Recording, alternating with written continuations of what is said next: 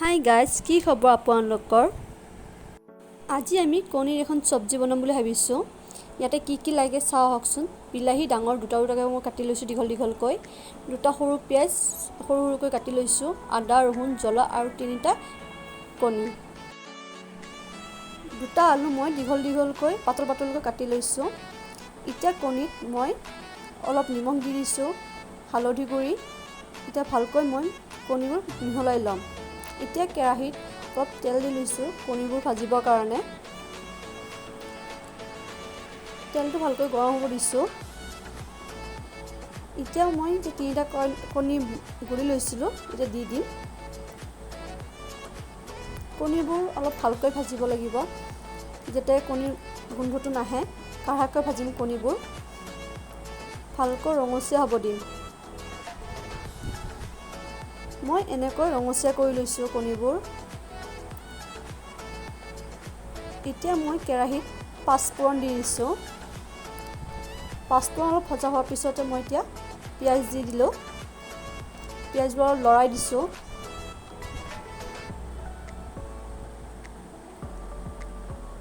এতিয়া মই হালধি গুড়ি আধা চামুচ, নিমখ আধা চামুচ, ৰেড চিলি পাউডাৰ আধা চামুচ আৰু জিৰা গুড়া এচামুচ দি দিছোঁ। ভালকৈ মিহলাই লৈ মই এতিয়া আলুবোৰ দি দিছোঁ। মই 3-4 মিনিটমান এনেকুৱা আলুবোৰ ভাজি আছিলোঁ। ভাজি মই এনেকুৱা কৰি লৈছোঁ। এতিয়া মই এখন ঢাকনি দি দিম, যাতে ভালকৈ আলুবোৰ সিজি যায়। ঢাকনিখন গুচাই দিছোঁ 2 মিনিটৰ পিছত, আৰু এবাৰ লৰাই দিছোঁ।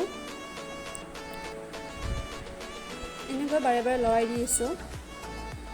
এতিয়া মই বিলাহীবোৰ কাটি থোৱা বিলাহীবোৰ মই দি দিম।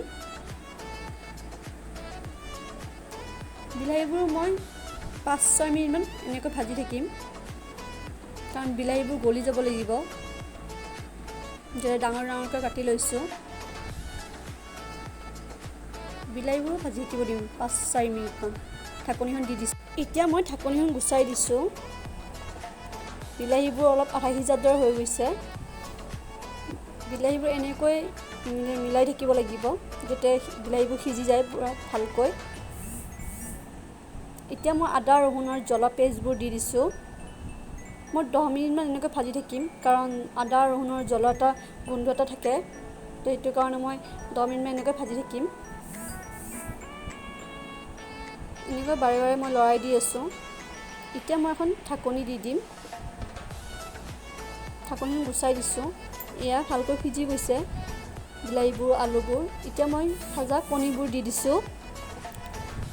ভালকৈ মই এতিয়া ভাঙি দিম কণীবোৰ,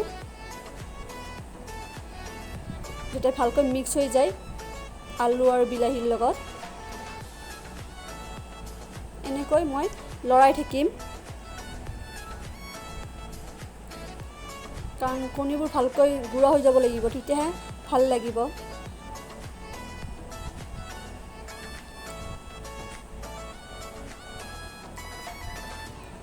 এয়া হৈ গৈছে আমাৰ কণীৰ চব্জি। মুঠতে লৰাই দি আছোঁ। ভাল লাগিলে লাইক, শ্বেয়াৰ, কমেণ্ট, ছাবস্ক্ৰাইব কৰি দিব। ঘৰত বনাই চাবচোন এবাৰ, বহুত ভাল লাগে ৰেচিপিটো। Bye bye.